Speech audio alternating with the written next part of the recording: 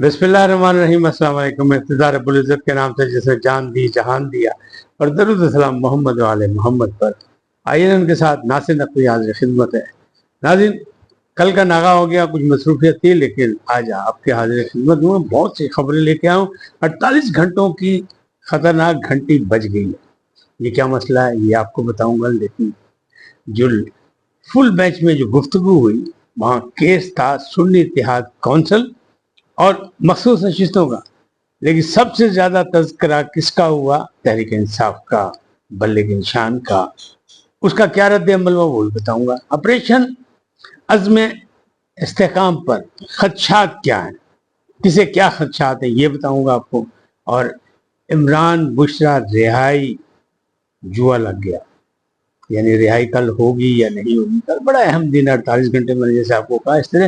अच्छा, इद्दत में शिद्दत और फैसले में शिद्दत, यानी फैसलों को शिद्दत से इंतजार किया जा रहा है, क्योंकि इस्लामाबाद हाईकोर्ट ने कहा था कि 27 को फैसला कर दें, और अफजल मजोका इस पर बड़े तेज, उन्होंने अपना काम भी कार्रवाई मुकम्मल करके फैसला महफूज कर लिया। लेकिन सारी तफसीलात बताने से पहले आपसे गुजारिश आई है, इनको सब्सक्राइब करें, लाइक करें, घंटी का बटन दबाना ना भूलें, और अपनी कीमती राय का इजहार करें।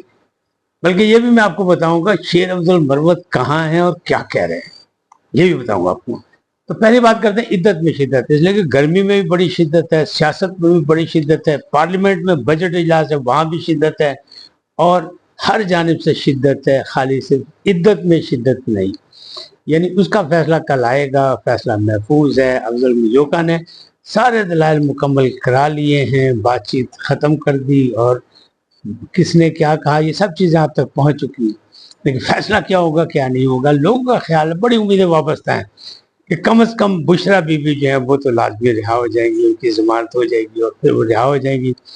लेकिन इमरान खान होंगे या नहीं होंगे, इस पे जुआ लगा हुआ है, ज्यादा जोर इस पे है। लेकिन कहने वाले ये भी कहते हैं कि नहीं, अभी मसला लंबा हो सकता है। ताहम चांसेस यही हैं, 50-50 चांस हैं कि एक दफ़ा बुशरा रिहा हो जाए या बुशरा की जमानत हो जाए, और फिर अगली दफ़ा इमरान खान की बारी। अभी इमरान खान नहीं, क्योंकि राना सनाउल्लाह जो मशीर सियासी अमूर है, उनका दावा यह है कि हुकूमत की प्लानिंग है, मनसूबा बंदी है, हिकमत अमली है कि अभी इमरान खान को अंदर रखा जाए, जितनी ज्यादा देर अंदर रखा जाए उतना ही बेहतर है। लेकिन दूसरी जानिब उन्होंने ये भी कह दिया कि जनाब जब बाहर आ भी जाएगा तो फिर क्या होएगा, कोई क़यामत नहीं आएगी। यानी डबल वो भी खेल गए हैं कि आपको कंफ्यूज कर गए। अब कंफ्यूज नहीं होना, हालात के मुताबिक अदालतों में और सियासत में सब कुछ होता है। चौधरी फवाद साहब कह रहे हैं कि सियासत जो है वो तो फिर वो दरिया जैसे बहती है, उसमें कभी कुछ होता है, कभी कुछ होता है, कभी कुछ होता है। ये मामला भी सही है कि सियासत में कुछ चीज हतमी नहीं होती।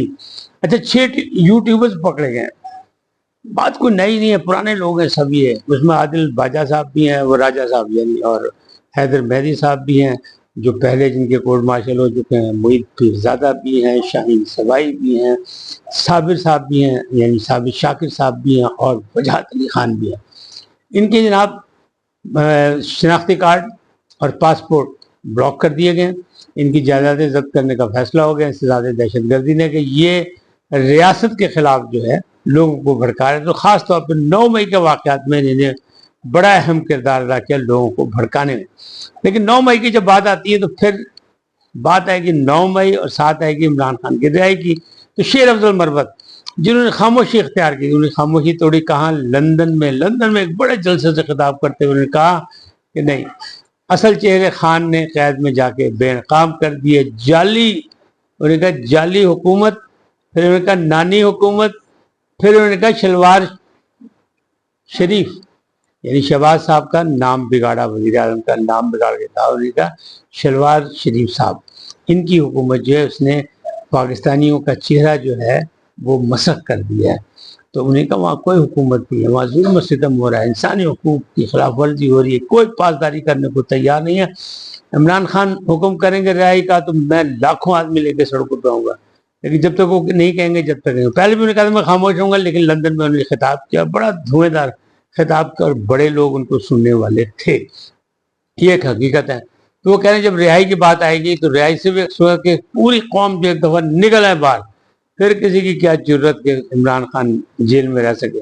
लेकिन भाई ऐसा होना फिलहाल नजर नहीं आ रहा। बहरहाल शेर अफजल मरवत हैं, पुराने وہ پیارے ہیں ان کو، ان کے مرشد ہیں عمران خان، وہ کہہ سکتے ہیں. پھر ان کے سامنے ایک بڑا مجمع تھا، پھر لندن میں تھے، جو مرضی کہہ سکتے ہیں، وہاں تو لندن میں رہنے والے بہت کچھ کہہ رہے ہیں. اچھا بہرحال یہ جو معاملات ہے یوٹیوبرز کا، یہ بھی سلسلہ ہوگا. پھر دوسری جانب جو ہے عزم استحکام، یہ پہلے ایپیکس کمیٹی میں فیصلہ ہوا. ایپیکس کمیٹی میں چاروں وزرائے اعلیٰ موجود تھے، لیکن اب عمر ایوب خان جو سیکرٹری جنرل ہیں اس کے تحریک انصاف کے، وہ کہتے ہیں نہیں، کوئی یقین دہانی علی امین گنڈا پور نے نہیں کرائی تھی، جبکہ وہ کرا کے آئے تھے. ان کا گل ہی کوئی نہیں، گڈ طالبان بیڈ طالبان نہیں، بلکہ اب جو ڈیڈ طالبان ہیں وہی گڈ طالبان ہیں. اس طرح انہوں نے باتیں کی. اور اب وہ جو ہیں وہ ایک آل پارٹیز کانفرنس کر رہے ہیں اور کہہ رہے ہیں نہیں جی.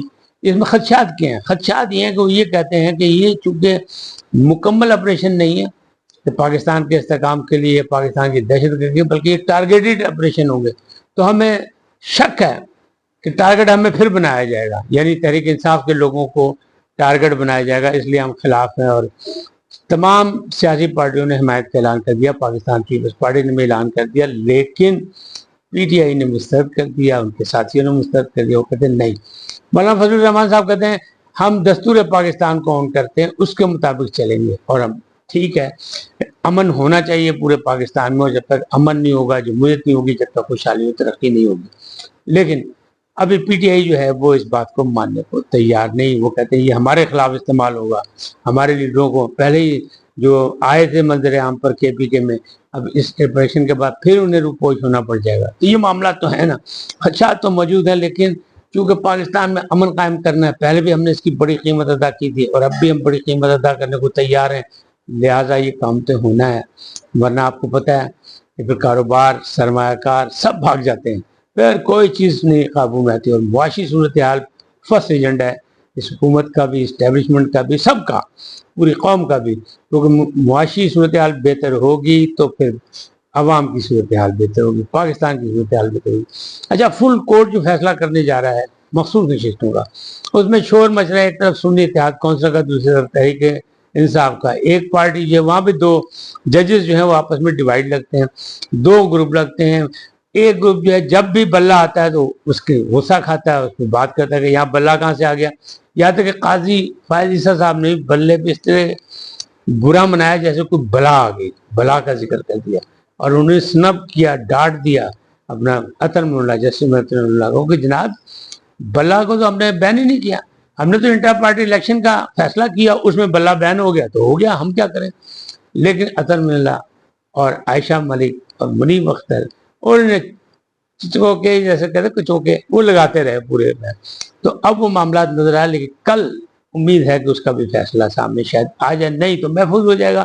اکثریتی فیصلہ جو ہے وہ لگتا یہی ہے کہ الیکشن کمیشن نے چونکہ ٹھوس اپنا دلائل دیے ہیں، تمام چیزیں کی ہیں کہ سنی اتحاد کونسل نے نہ کوئی لسٹ جمع کرائی، نہ وہ پارلیمانی پارٹی تھی الیکشن سے پہلے، آزاد حیثیت سے الیکشن لڑا سب نے، بعد میں وہ شامل ہوئے، لہٰذا ان کا حق نہیں ہے.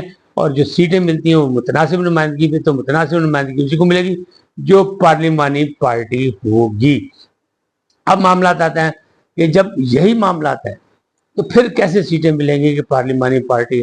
اچھا شیر افضل مروت اور یہ جو 48 گھنٹوں والی بات، 48 گھنٹے کی بات تو سیدھی سیدھی ہے کہ اس لیے کہا جا رہا ہے کہ یہاں عدت میں شدت کا فیصلہ آ جائے گا، کیونکہ وہ 27 پہ باؤنڈ ہے، اسلام آباد ہائی کورٹ نے کیا ہوا ہے، دوسری طرف یہ فل کورٹ بیٹھا ہوا ہے، اس کے بھی معاملات ہیں کہ یہ بھی شاید اس کا فیصلہ بھی آ جائے. تو اس لیے 48 گھنٹوں میں بڑی وہ کہتے ہیں شدت پیدا ہوئی ہے سیاسی انگل.